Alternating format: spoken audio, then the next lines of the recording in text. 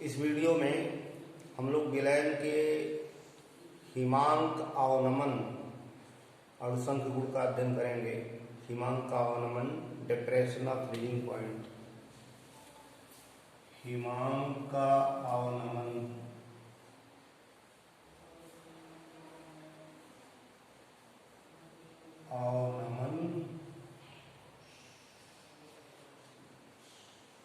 Depression of freezing point.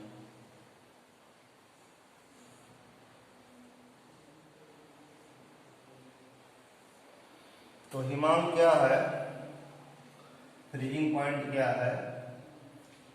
किसी द्रव का हिमांक वह निश्चित दाब है जिस पर उसका वाष्प दाब उसकी ठोस अवस्था के वाष्प दाब के बराबर हो जाता है।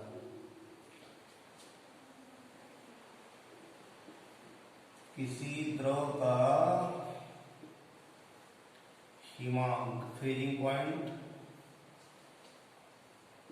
वह निश्चित ताप है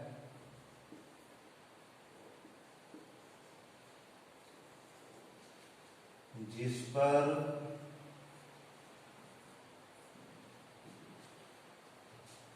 द्रव का वाष्प दाब, वेपर प्रेशर,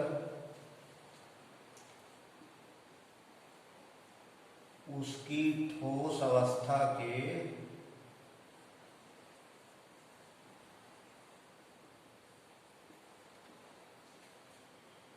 वाष्प दाब के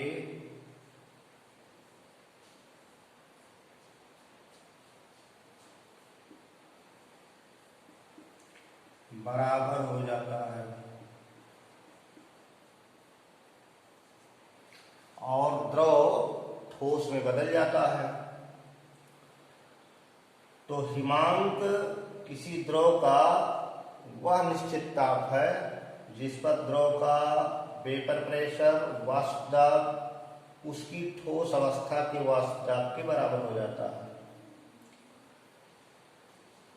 ताप घटाने पर, ताप गिराया जाए तो द्रव का वाष्प दाब घटता है और जब किसी द्रव का वाष्प दाब घटकर उसके ठोस अवस्था के वाष्प दाब के बराबर हो जाता है तो द्रव जम करके ठोस में बदल जाता है। द्रव अवस्था ठोस अवस्था में बदल जाती है। तो वह निश्चित ताप हिमांक या फ्रीजिंग पॉइंट कहलाता है। किसी द्रव में कोई अवाष्पशील विद्युत अनपघट्ट पदार्थ घोला जाए तो पदार्थ को घोलने पर वाष्प दाब गिरता है, वाष्प दाब में कमी होती है और वाष्प दाब में कमी होने के कारण हिमांक में कमी होती है। वाष्प दाब अवनमन के कारण हिमांक में अवनमन होता है। तो हिमांक अवनमन का तात्पर्य है कि किसी द्रव विलायक में कोई अवाष्पशील पदार्थ घोलते हैं तो उसका हिमांक गिर जाता है, हिमांक घट जाता है। तो शुद्ध विलायक का, प्योर सॉल्वेंट का हिमांक यदि T0 है और अवाष्पशील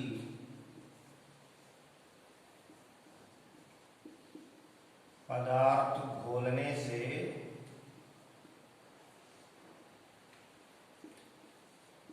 प्राप्त विलयन का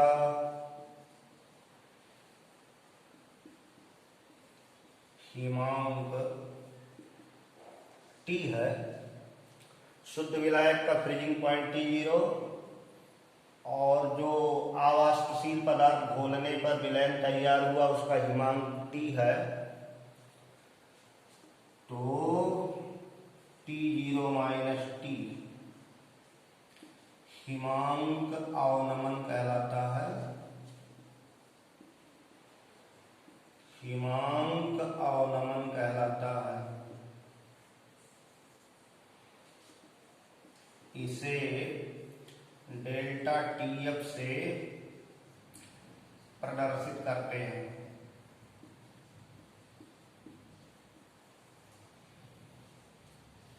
विलायक का हिमांक अधिक होता है और उस विलायक में आवाष्पशील पदार्थ घोलने पर बने विलयन का हिमांक कम हो जाता है।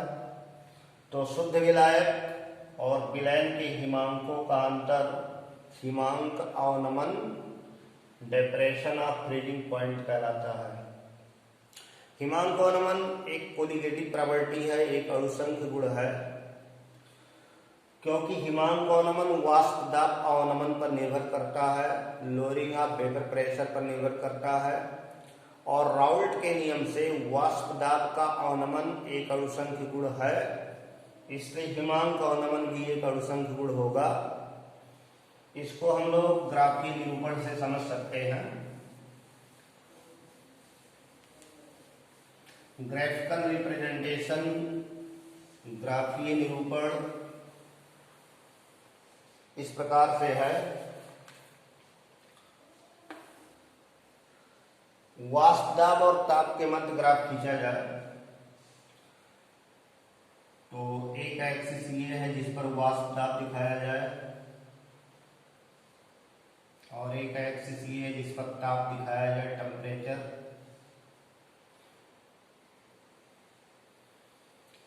ये ठोस विलायक के लिए दिखाया गया है जब वो जम जाता है और ये द्रव अवस्था के लिए दिखाया गया है। वाष्प दाब वक्र C और ये A है और ये B है। इनको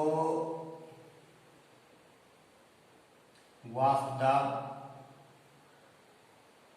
और ताप एक्सिस पर ऐसे मिलाया जाए। इधर वेपर प्रेशर दिखाया गया है, वेपर प्रेशर और ये टेम्परेचर है।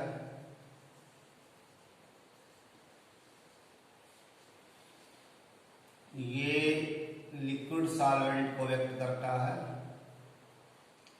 लिक्विड सॉल्वेंट, और ये सॉलिड सॉल्वेंट को व्यक्त करता है। ठोस विलायक, सॉलिड सॉल्वेंट, और ये सॉल्यूशन के लिए ये सॉल्वेंट का वेपर प्रेशर P0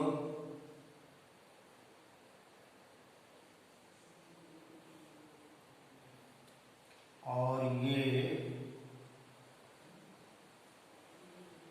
सॉल्यूशन का है, सॉल्यूशन का वेपर प्रेशर PS।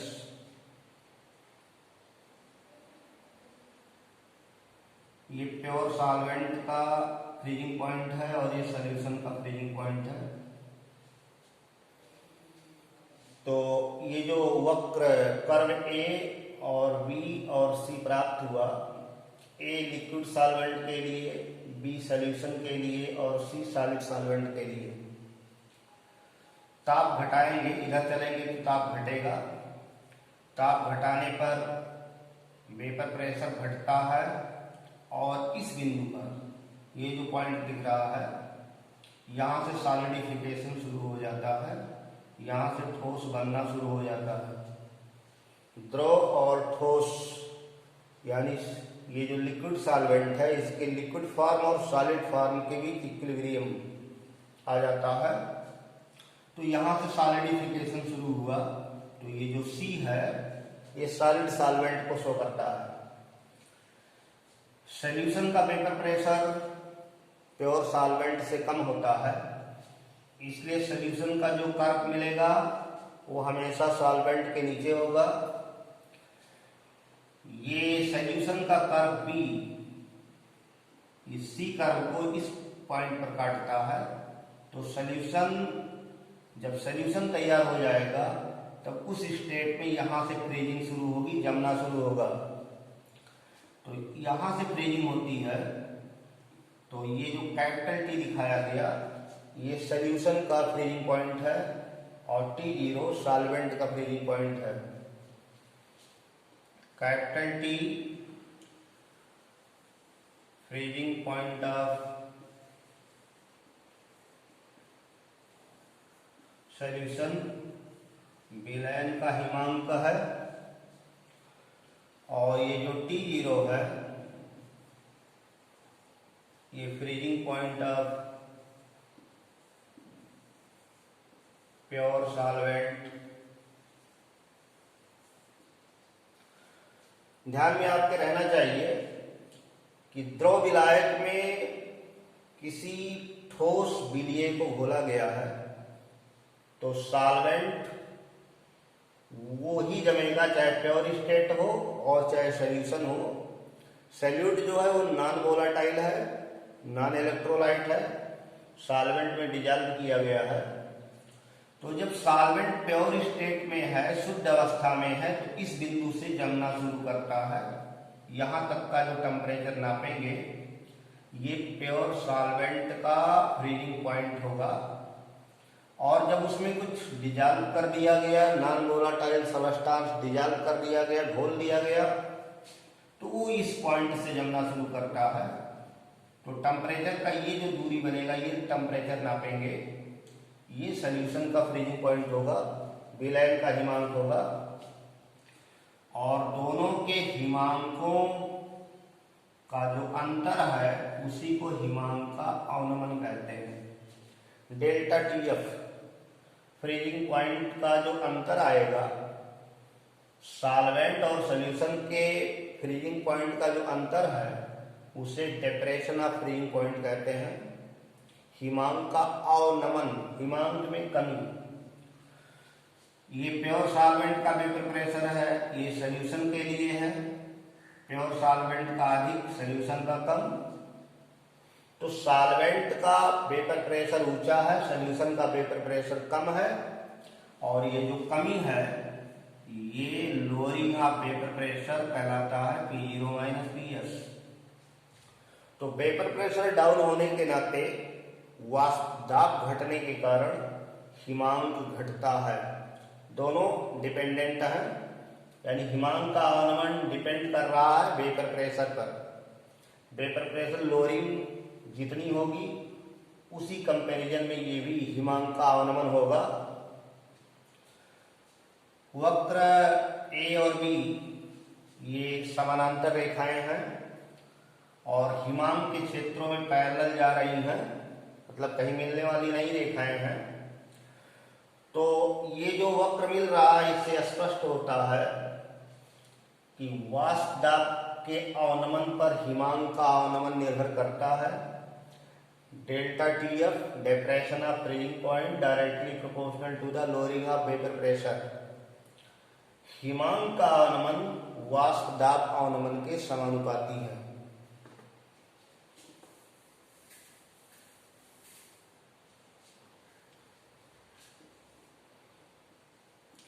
हिमांक के निकट के क्षेत्रों में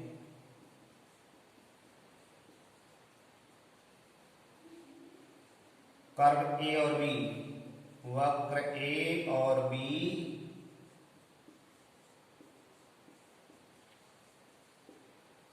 लगभग समानांतर पैरेलल रेखाएं हैं। अतः डेल्टा TF जो होगा हिमांक अवनमन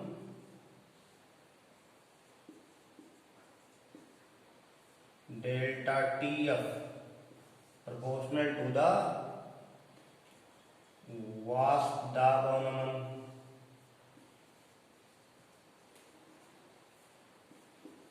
P0 - PS। Delta TF directly proportional होगा लोअरिंग ऑफ वेपर प्रेशर के। राउल्ट के नियम से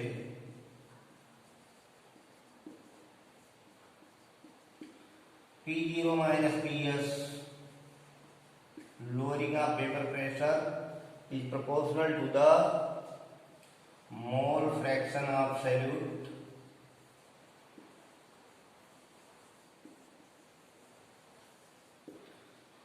विलीय के मोल प्रभाज के समानुपाती है।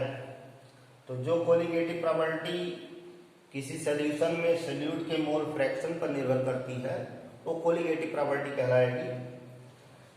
तो डेल्टा टी एफ ये भी प्रोपोर्शनल होगा मोल फ्रैक्शन ऑफ सोल्यूट के।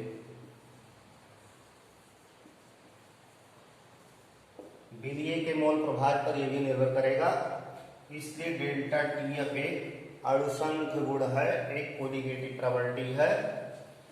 अतः delta T F depression of freezing point एक अणुसंख्य गुण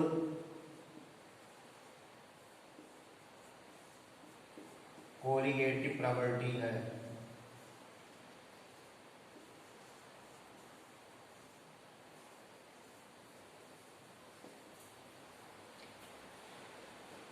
हिमांक अनुमान मापन से अवाष्पशील पदार्थों के अणुभार की गणना की जाती है। तो गणना इस प्रकार करते हैं।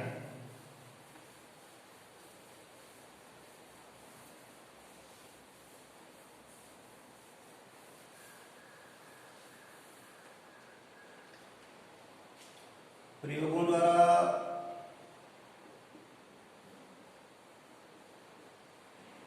ज्ञात हुआ कि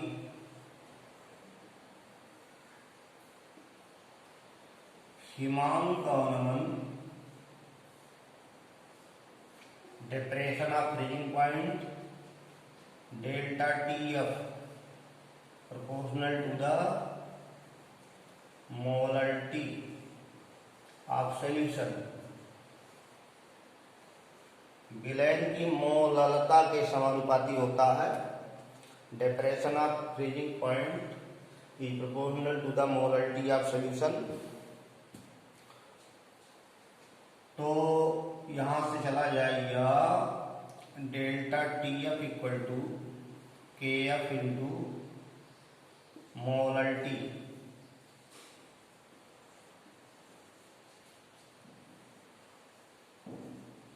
ऑफ सॉल्यूशन या delta T F equal to K F into small M molarity को शो करता है। और जो के एफ कांस्टेंट आया इसको मोलल डिप्रेशन कांस्टेंट कहते हैं, मोलल अवनमन स्थिरांक कहते हैं। यहां से अगर के एफ को डिफाइन किया जाए मोलर डिप्रेशन कांस्टेंट को, तो मोलरिटी अगर एक हो जाए, जिस सॉल्यूशन की मोलरिटी एक है उसके हिमांक में जो अवनमन होगा उसको मोलल अवनमन स्थिरांक कहेंगे। तो इसका डेफिनेशन परिभाषा बनेगा 1 किलोग्राम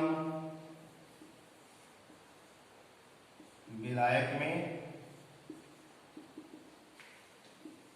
किसी अवाष्पशील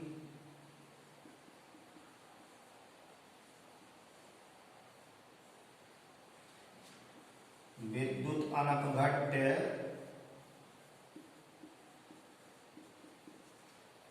पदार्थ का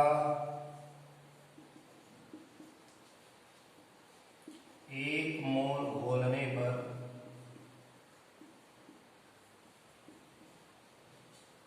हिमांक का अवनमन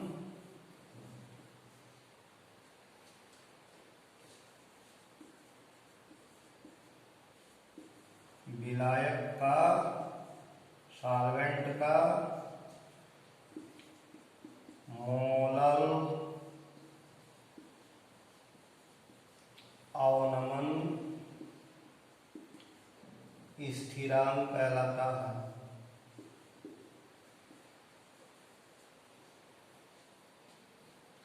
ये मोलरिटी है, मोलरिटी में विलीय और विलायक के भारों को जोड़ा जाए। ये तो इसका डेफिनेशन हो गया कि मोलल अवनमन स्थिरांक क्या है। तो कहेंगे 1 किलोग्राम विलायक में किसी अवाष्पशील विद्युत अनपघट्य पदार्थ का 1 मोल घोलने पर हिमांक का अवनमन विलायक का मोलल अवनमन स्थिरांक कहलाता है।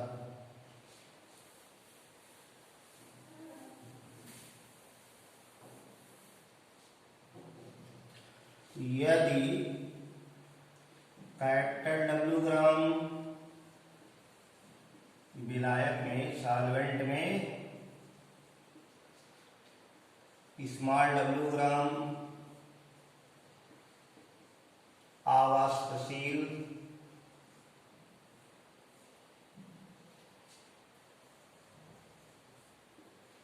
विद्युत अनपघट्य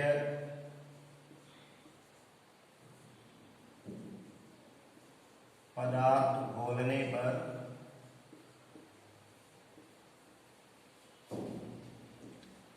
हिमांक अवनमन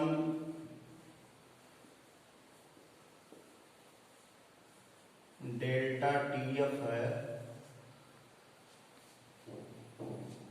तथा विलीय का अणुभार मॉलिक्यूलर वेट स्मॉल m है तो फार्मूला बनाया जाएगा।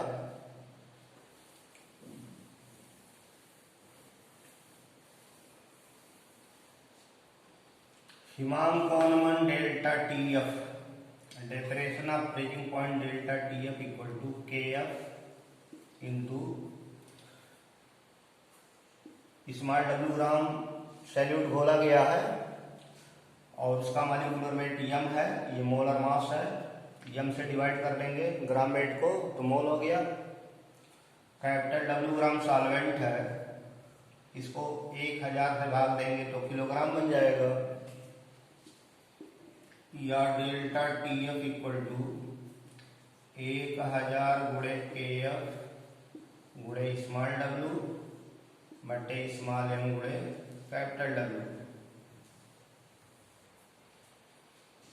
जहां डेल्टा TF है डिप्रेशन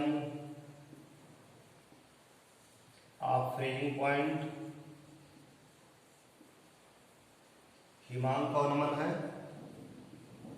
KF है मोलल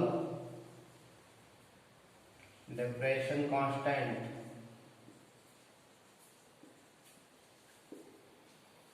स्मॉल w